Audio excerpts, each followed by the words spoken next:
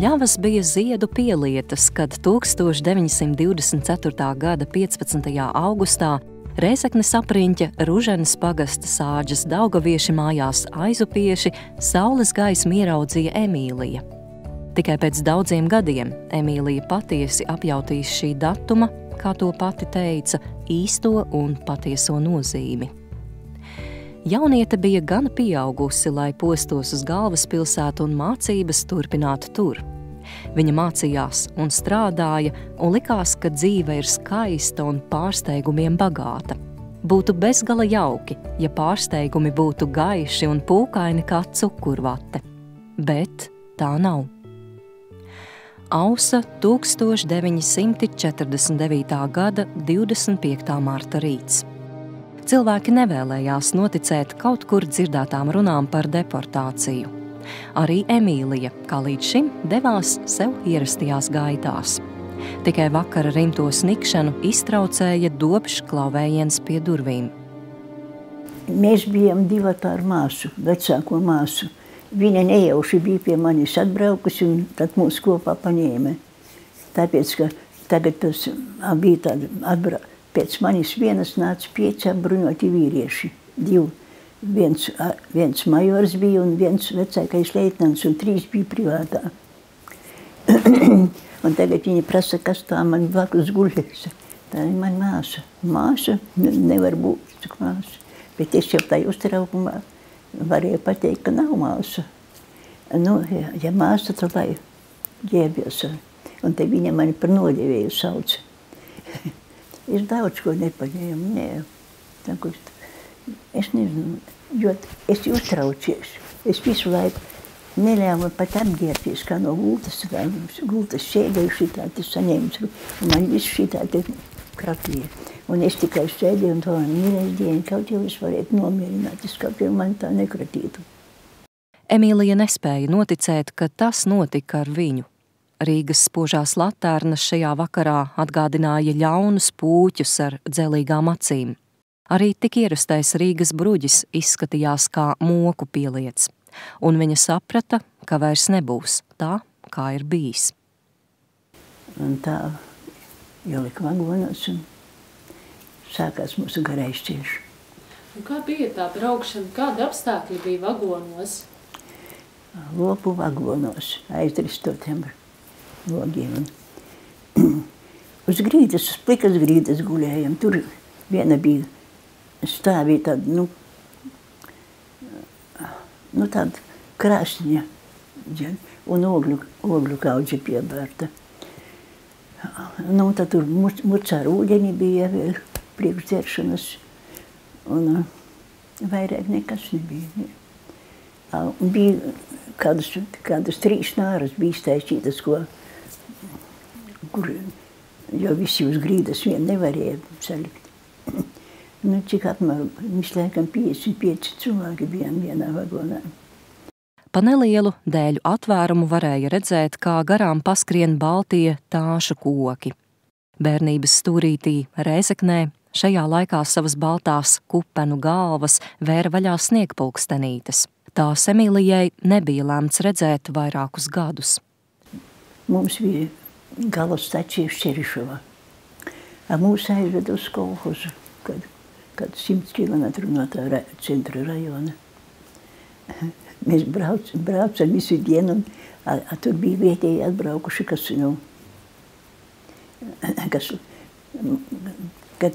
tur ņēma, kur mēs teicam tā, ka lopu pārdot, to es ņemšu, to neņemšu, kur ar veciem vecus cilvēkus, ar maziem bērniem, tos viņi negrib ņemt.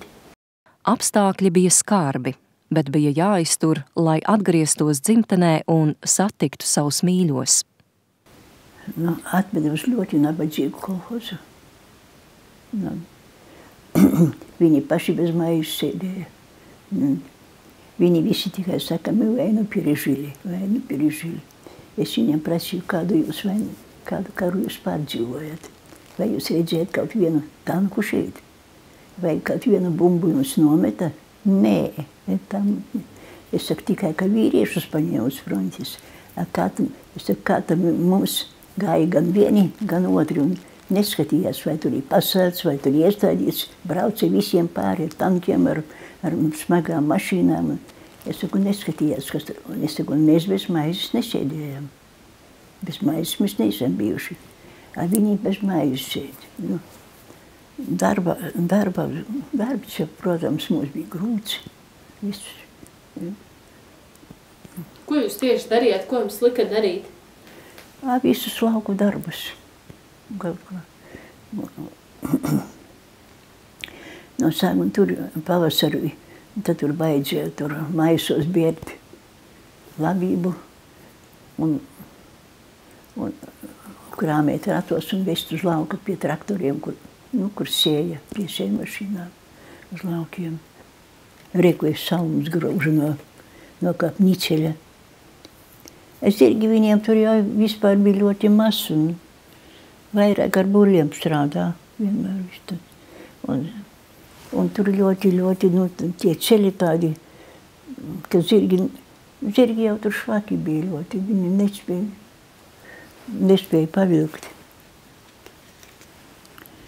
Tie mēs pirmajos vasaras svētkos.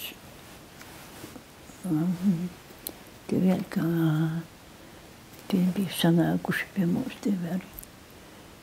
Mēs neko nevarējām nopelnīt.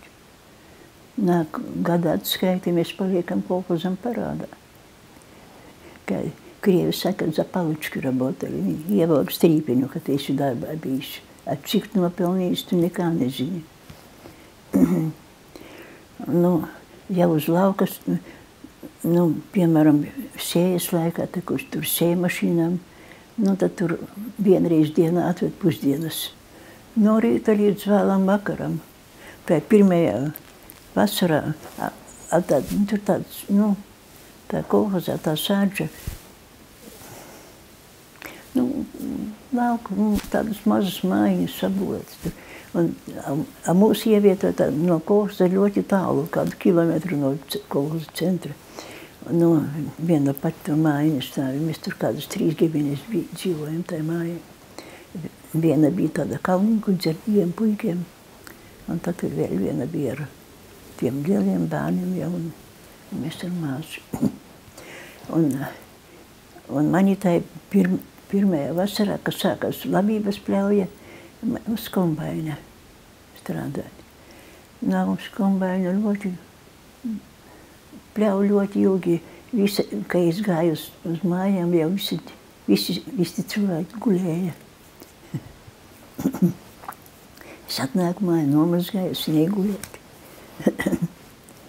No rīta atkal ceļies un, pļaut jau no rīta nevar, kamēr rasu. Ap 10 jau vajadzēja būt, es kombainam vajadzēja būt. Kad sējas laiks bija, mēs 2 meitenes pa 50 kilogramu maisu staipījām. Ar to labība smaga. Vēlāk mums no tās tālās mājiņas pārveda uz centru. Centrā tur tāda māja bija, tad mēs tur 2 ģimenes kopā dzīvojam. Tā māja tāda diepali, ar dēļu sienu pāršālēt, un vienā pusē tur bija vīrs ar sievu. Tie jauni tādi vēl bija tikko aprecējušies te. Un otrā pusē mēs ar māsu no manis aizgāja projām vēlāk. Viņa visu laiku, kaut kā dikti naidīga uz mani bija, es nezinu par kāpēc. Tāpēc, ka es pateicu, ka viņa māsa. Bet jau tāpat būtu paņēmuši. Nu, jā, brālis teica, ka viņu meklēja arī vienalga būtu paņēmuši. Jāsadzīvo ir, bet ar vietējiem tur mums bija no sākuma. Viņiem bija piestāstīts, ka atvedīs pie viņiem cilvēkus, kam ir ragi un astis. Un mēs nevarējām saprast, kāpēc, ka mēs ejam ārā, mums vesels bars skrien pakaļ. Ko viņi vēlāk viņi pateica, ka viņi meklē, kur mums ir astis, kur mums ir ragi. Augstais laiks un grūtais darbs ļoti pasliktināja veselību. Cauriegā istabā zābakus nevar novilkt. Man gribēja griezt uz zābakus, es raudādama lūdzos, lai neļošu, jo man vairāk nav ko vilkt kājās. Nu, Es neatceros, kas un kā man novilka tos zābakus, bet negrieza. Kaut kā dabūnos, bet kājas bija sapampušas tā kā. Es nevarēju, es kādu 2 nedēļas uz kājām nevarēju nostāties. A to, ka viņas man sala, to es nejūtu. Es kādas 2 nedēļas uz kājām nevarēju nostāties, ka viņas man sāpīja. Un tad tā ziemā mani darbā nesūtīja, jo man nebija ko kājas vilkt. Un naudas arī nebija ko, ka tur filčus varētu nopirkt, bet filči ar tur. Viņus ievet, izpērk un pašā rudenī, vēlāk ziemā nav. Tur ļoti, nav tā, kā pie mums tur visu laiku var pilni veikali. Tur jau kas tur tāda maza bolīte lauku bija. Tur galvenais jau saules cukursveļķi, tur tas nepieciešamie. Spirts, šņabis, tur tas jau bija pilnīgi. Tur ziemā šņabi nepārdot un vīnus nepārdot. Neko, tikai spirts tādās 0,7 pudeļēs bija. Jo šņabis sasalst viss. Un tur saules bija pār pa 60 grādiem. Mēs dzīvojam tā, ka mēs teicam, ka Laduspilī mēs dzīvojam. Mājā visi kakti bija no grīdas līdz griestim ar ledu piesaluši. Logi bija kā aizmūrēti ar ledu. Mēs no logiem ar cirviem skaldījām ledu, nesam ar spainiem ārā. Un kas iekurīja plīti, un tad tas ledus kūst, un tā visu laiku tā tvaiks istabā līdz pusi grīga. Un tā dzīvojam. Ticība labajām un latviešu sīkstums deva spēku Emīlijai saņemties un izturēt sūros dzīves apstākļus. Kolhoza, lopu fermā, lopus vajadzēja. Mēs tur 200 lopu kopām. Vienu svētdienu viņa saka, vai es nevaru viena pati tik galā ar to, viņai kaut kur jāaiziet. Un es viena pati dzirdīt pēkas.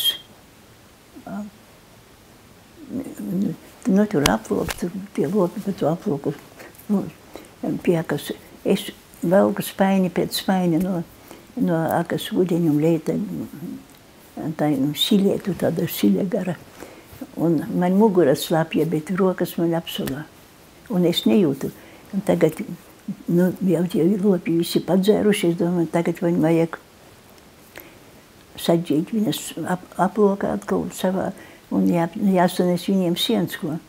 Un kamēr es viņus tur dzenēju, man nokrita lakats no galvas. Es novilku cimdus, skatos, man rokas baltas. Bet man nebija laika ar viņām, es uzvilku atkal cimdus un atkal skrienu tikai lopus to saģinu. Un tad sanesu sienu viņiem un vakarā atnāk mājās. Es visu nakti staigēju, rokas tikai vicināju, nezināju, šausmīgi sāpēja. Iegrūžu augstu ūdens spainī, paturu, kamēr viņi sāk salt, izņemu atkal. Un šitā visu nakti, nezinu. Un pēc tam ātri atkal otrais apsaldēja, un tam man pārpīzemis šausmīgi sturtoja un sāpēja. Es man gribēju amputēt pirkstus. Es teicu, nē. Ko es darīšu bez pirkstiem? Viņi ir ļoti slimki. Viņi, piemēram, tur viss smagais darbs ir sievietēm tikai. Vīrieši, kāds priekšnieks, kolhoza priekšsēdētājs, brigadieris, vēl tur kāds Kladauščiks vai vēl kaut. Viss smagais darbs ir sievietēm. Piemēram, lietus laikā. Vai arī tāpat, ja nav ko tādu darīt, krieviem, vīriešiem pilnas kabatas ar seimučkām, iet kantorī, šitām satupstās apkārt, un tās viņiem, mēs tā skatījāmies, un nekā mums pa vienu pusi viņi met to sēklu iekšā, pa otru tās čaumalus iet, tā pilnīgi tā kā lentīte. Kā viņi šitā var? Un tad tur tā kā domāt, ka kā labība kulta veselas klājiens, tur tā čāmul, pat vai dienu tur piespēlda. Ar sievietēm jāiet viss smagais darbs darīt. Vēl man šausmīgi sāpēja mugurā, ka es nevarēju es nevarēju neapgulties, ne piecelties. Kā būs tas, lai pieceltos, man jākrīt bija uz grīdas un tad kaut kā jāķipurējas uz augšu, lai varētu tikt uz kājām. Un tas es tam sovhoza direktoram prasīju, atļauju man aizbraukt pie ārsta uz rajonu. Es tur aizbraucu, tur rajonā bija Serišavā, tur bija viena šūšanas darbnīca.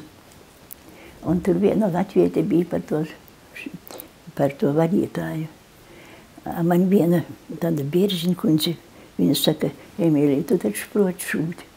Es saku, sev kaut kādu klietu, es jau varu sašūt vai vairāk neko.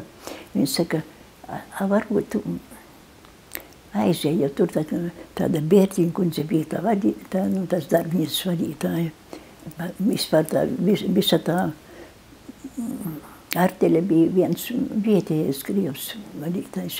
Viņa tur tās šūšanas darbnīcas vadīja. Viņa saka, aizēj, aprunājies, varbūt, ka viņa pieņems. Es aizgāju, bet jau tas drīz pirms jau sāka latviešu pamazam atbrīvot. Viņa saka, varbūt neņems. Viņa pieņēma mani. Un tad es atbraucu un tam direktoram prasu, lai viņš mani atbrīvo no tās sovhoza. Viņš saka, vai, viņš nevar un tā. Kā viņš visus cilvēkus atlaidīs. Es viņam saku, bet es taču nevaru strādāt, vienalga nevar strādāt. Viņš man parakstījās. Un es aizbraucu to rajonu, tad es tur pēdējos 2 gadus tai šūšanas, tad es iemācījos tur meiteļu šūt. Stipri vēji saldēja rokas un kājas, sirdi sildīja vienīgi jaukās atmiņas par mīļo māmu Helēnu un gādīgo tēvu Jāni, kuri izaudzināja 6 bērnus. Tēvs gan, cik es atceros, tad tēvs vienmēr viņam kājas sāpēja. Un, kad viņu paņēma, mēs teicām, labi, ja viņš kādus pāris mēnešus pamocīsies, viņš tad neizturēs. Viņš 12 gadu izturēja. Viņam bija 15 gadu piespriests, bet viņu tur amnestēja vēlāk. Tēvs atgriezās. Tēvs atgriezās un apglabāts savā dzimtajos kapos, viņa mājās. Mamma palika Sibīrijā.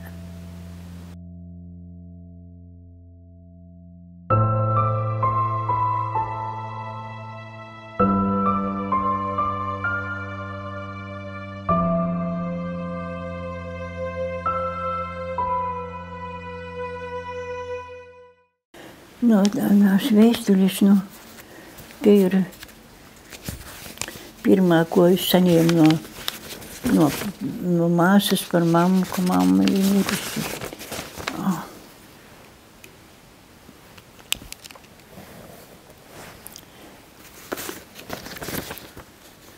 Tas bija 1950. gada 16. janvārī māsas sākusi rakstīt vēstuļi. Viņa raksta, ka mamma ir ļoti slima, bet pārtraukusi un tad turpina 17.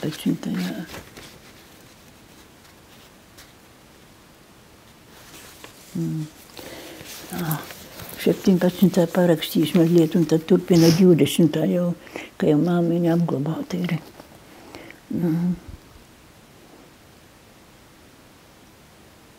Jaunākā māsa bija aizveda mūs pie mammas skapa.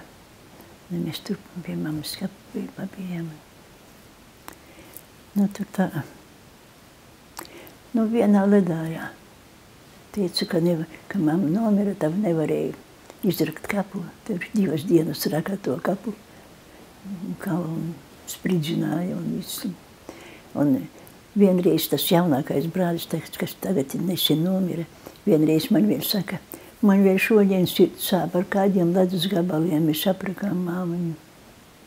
Ziniet, ko tur tie, ar kuriem es dzīvoju, tas precētais pāris. bija paņēmuši sunīti tur vietējo mazu kucēnu. Viņš tur izauga, protams. Un kā viņš bija man piesījies, tas suns, viņš no manis neatkāpās. Es nosēstos notupstos pie plīts likt. Viņš ieliek galvinas jau manis ceļiem un tik sērīgi skatās uz manis. Es teicu, Irēni, kas tam tagu viņu mēs saucam? Ko viņš no manis neatkāpties ne soli? Un, kad es saņēmu vēstuli, ka mamma ir mirusi, es sēžu raudu, viņš atnāca ielicis man galviņu uz ceļiem, un es skatos, viņam tā birst asariņas. Viņš raud. Es teicu, tagad es saprotu, Irēni, kāpēc viņš no manis neatkāp. Viņš jau agrāk jūtā, es māti zaudēšu, bet es vēl nezināju. Es zināju, ka māma slima, bet un viņai 2. februārī dzimšanas diena, un es aizsūtīju viņai, vienkārši kartiņas jau tur nebija, vienkārši uzrakstīju vēstuli apsveikt viņu dzimšanas dienā, bet to jau viņa vairs nesaņēma. Šitie cilvēki man bija ļoti mīļi, kad man ļoti grūti bija, es gāju pie viņiem. Viņi man vienmēr nomierināja un izstāstīja, ka, samierināja, aprunājamies. Un izlikās viss daudz labāk nekā. Likās, ka nav nemaz tik slikti, kā es esmu iedomājusies. Es pie viņas griezos kā pie savas īstās mammas. Viņa ļoti sirsnīga, bija ļoti laba. Un viņš arī bija ļoti labs. Viņa man teica, ka viņi kopā nodzīvojuši visu mūžu, un viņš uz viņu nav nevienas rupju vārdu pateicis nekad. Viņi ļoti saticīgi paši savā starpā bija. Sunīts bija mazs kucens, tur paņemts no vietējiem iedzīvotājiem. Un, kad viņš izauga pie latviešiem, viņš uz latviešiem nebija dusmīgs, bet uz krieviem gan bija dusmīgs. Krievim ķērās pie rīklis. Un ko krievi par to teica? Krievi teica, ka latvieši briesmīgi, nacionalisti, ka pat suņus ir sarīdījuši pret viņiem. Un kā tas suņi var iemācīt? Tad suņs pats to jūt. Emīlija jūta, ka vienīgais, uz ko svešumā var paļauties, ir Dievs. Ticības noslēpumā viņa rada spēku un mieru. Mēs jau visi gandrīz ticējam Dievam un bija varbūt kāds. Bet, man rožu kronītes bija līdzi vēl, un tāda maza lūkšanu grāmatiņa bija līdzi. Jā. Tur bija atļauts runāt par Dievu? Mēs jau tikai savā starpā. Vakaros mēs pēc darba, sevišķi jau ziemā gandrīz, vasarā tad tie vakari jau ļoti īsi iznāk. Ziemā tad tai mājā, kur mēs centrā pārgājām tas divas, tad pie mums visi latvieši salasās un jau bija, vienam bija viole, vienam bija ģitāra un akordions bija, viens kas precētājs pāris pie mums. Viņš iztaisīja cītaru. Un viņa sieva spēlēja to cītaru. Un dziedā visu latviešu dziesmas. Krievi nāk, droši vien jau jaunieši nāk pie logiem klausīties un skatīties, ko mēs darām. Un ir teikuši, latviši, только собирается, поют и американцы ждут. Pārastības bija gaužām daudz. Emīlijas apņēmība un paļaušanās uz augstākiem spēkiem saglabāja viņā skaidras domas un sirds siltumu. Sava ārtava bija arī jaunības degsmei, ka viss būs labi un kājas pavisam drīz skars rasaino Latgales zāli. Kāds bija brauciens uz mājām? Patīkams, sirds bija priecīga. Labāks nekā uz turieni. Uz turieni jau tikai žēl bija, ka māmiņa palika tur. Jā, palika tur. Jā. To nevarēja atvist. Un kāda bija vispār tā atgriešanās, kad jūs atbraucāt uz Rīgu? Kur jūs apmetāties? Nu, es tur vēlāk dzīvoju ar vienu un tādu beltu. Viņa bija, viņai audžu vecāki te Rīgā bija. Nu, es vienmēr, kad mēs kādreiz runājam, es teicu, ja es atbrauku, man jau nav kur braukt. Es domāju, uz laukiem jau tur galīgi nekas nebūs. Un Rīgā man arī nekur nav. Man te dzīvoklis nepalika šeit, es kopmītnes aizbraucu. Viņa saka, tu pie maniem pie onkuļa un tantes varēs dzīvot. Nu tā, un tā, ka es braucu, tad es viņai atsūtīju telegramu, kad es iebraucu Rīgā. Viņa bija atnākusi man pretī uz staciju un aizveda. Un tad tie onkuļi ar tanti mani paturēja. Un vecajai darba vietai jāņem darbā, jāgādā darbu ar dzīvojamo platību. Un šitos šeit pavadītos gadus jāieskata stāžā. Nu, es droši gāju uz Vepu. Es domāju, tad jau man ļoti labi atkal. Nu, kaut kur kopmītnē iedvest kādu gultas vietu un visu. Aizbraucu uz Kadru daļu. Kadru daļā šeit vīrietis, latvietis, tāds staradiņš, dūšīgs, tādā lielā krāslā. Latviski nevienu vārdu nerunāja, viņam tūks sēd blakus. Nu, man, protams, tūks nebija vajadzīgs.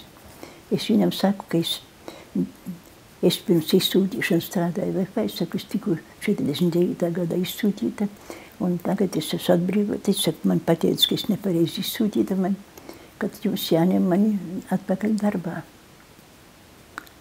Viņš, ka sāka kliegt uz manis. Я не понимаю, зачем мы приехали, не за то вас высылали, чтобы вы вернулись обратно. И таких мы не принимаем. Es teicu, bet jums es vēlreiz atgādinu, ka es nepareizi sūdīju. Ja вам повторяю, таким мы не принимаем. Man sanāk dusmas, es saku, es redzu, ka jums šeit ir maz vietas. Brauciet jūs tagad uz turieni. Šī birieša plaša, tur mums vietas pietiks. Un pagriezos un aizgāju, ko viņš man neņem darbā. Tad ja viņš man darbā ņēmis, es nebūtu to teikusi. Pagriezos, atbraucu mājās, iekritu gultā un visu dienu raudāju. Un eju, kur grib, visur tikai зачем приехала, езжай обратно. Un kā tālāk viss notika? Nu, vienreiz es ar to onkulīti ļoti laipni bija tādi onkuļi ar tanti, viņi man turēja. Tā tantiņa vēl strādāja, tas onkuļis, tā kā es atbraucu, viņš gāja pensijā. Un viņš pensijā, tā mēs pa dienu ar viņu kopā mājas. Un es viņam saku, bet man jābrauc tomēr uz Vepu. No kādu daļā, lai man iedot tādu apliecību, ka es esmu Vepā strādājuši, varbūt kādreiz noderēs. Nu, un es vienu dienu aizbraucu, aizēju uz kādu daļu tur, kur iestājos rindā, tur, kur to. Man priekšā viens vīrietis stāv. Un viņš pagriezās par mani un saka, es eju atvaļinājumā un gribu braukt uz sanatoriju. Varbūt jūs arī brauksiet uz sanatoriju. Un varbūt jūs ziniet, kur labāka sanatorija. Es teicu, nē, es saku, es tikko atbraucu no sanatorijas. Es nebraukšu. Viņš, jā, kurā sanatorijā jūs bijāt? Varbūt es uz turieni varu braukt. Man sanāca sniegt, es saku, nē, jūs uz to sanatoriju nebrauksiet, kurā es biju. Es viņam tad es saku, es biju izsūtītā. Es saku, un tagad es saku, atnācu izņemt. Es saku, biju pie Kadru daļas priekšnieka, kad mani pieņem darbā, viņš man nepieņem. Es saku, un es gribu izņemt zīmi, ka es esmu šeit strādājusi. Un es nezinu, es saku, man nav ne pieraksta, nekā, es nevaru ne darbu dabūt, neko. Viņš saka, ziniet ko, atnākiet šovakar pie manis, pateicu savu adresi. Viņš saka, mana sieva strādā par sētnieci, varbūt viņa jums kaut ko palīdzēs. Nu, tagad es atnāku uz mājas, stāsta tā tantiņa, saka, Tu iesi? Es saku, nu, es domāju, ka var aiziet. Kāpēc? Varbūt, ka tiešām palīdzēs.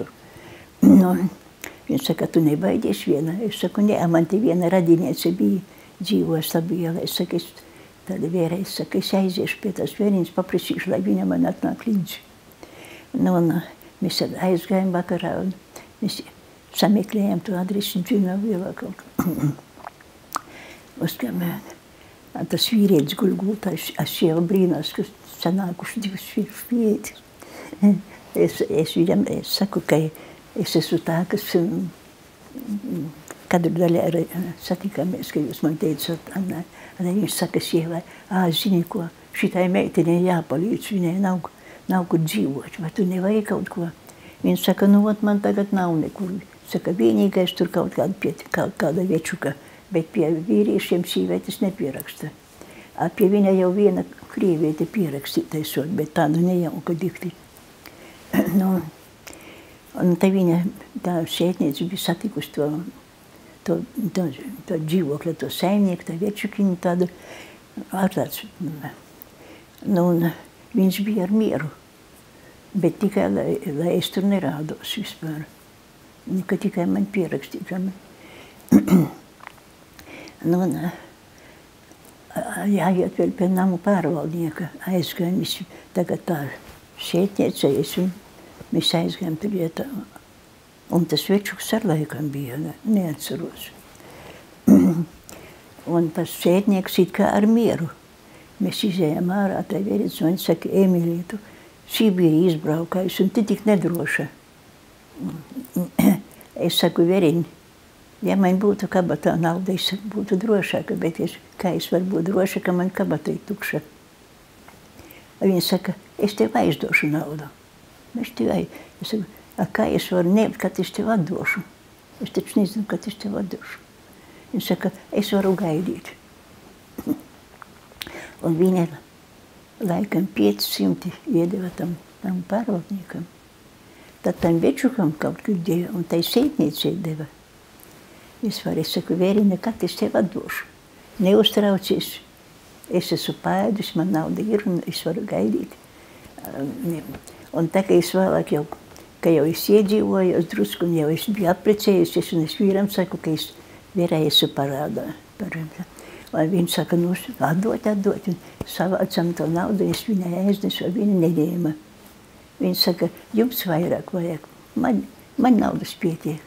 Un tā, ka es dabūju pierakstu, tad es dabūju modes ateljē, dabu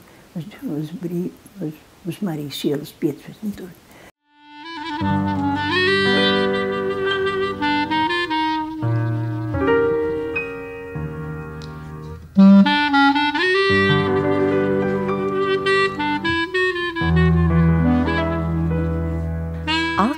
Spirktais pavasar, tu mūs visus dūlus dar. Ar vīriem, tur vienkārši, kurā gadā tas bija, es neatceros, tāda Ima Sumaka, jūs neatcerējāt, neziniet, bija no Brazīlijas, viņa laikam bija dziedātāja operā uzstājās. Bet biļetes jau uz to nevarēja. Bileti maksā 100 rubļu, laikam, viena bileti. Un biletes nevarēja dabūt. Pa televizoru pārraidīja. Tur, ka es strādāju tajā ateljē, tur viena tāda strādāja, Broņislava viņa. Viņai televizors bija, lai ejam pie viņas televizoru skatīties. Viņa jau bija sarunājusi ar to puisi, ka lai atnāk pie viņas, ka man iepazīstu daži. Viņš nokavēja, atnāca, un tad skrēja. Man viņš nepatika, ļoti nepatika. Viņa jau viņam pateikusi, ka viņa par mani jau tur bija sastāstījis kaut ko laikam. Un tā mēs sākam satikties. Viņš nāk, tā ka viņam ir vakars brīvs, viņam bija kaut kā tā, es neatceru, vai pa nedēļām, vai pa pāris dienām kaut kā mainies. Vienreiz no rīta maini, otrais pēcpusdienā maini. tā kā viņam rīta maina, tad viņš nāca, atnāk pie tāda strāna tur iekšrīgā, pretī universāla veikalam, tur bija ateliet. Viņš atnāk un gaida. Man viņš nepatika, es neieju, es kavēju, es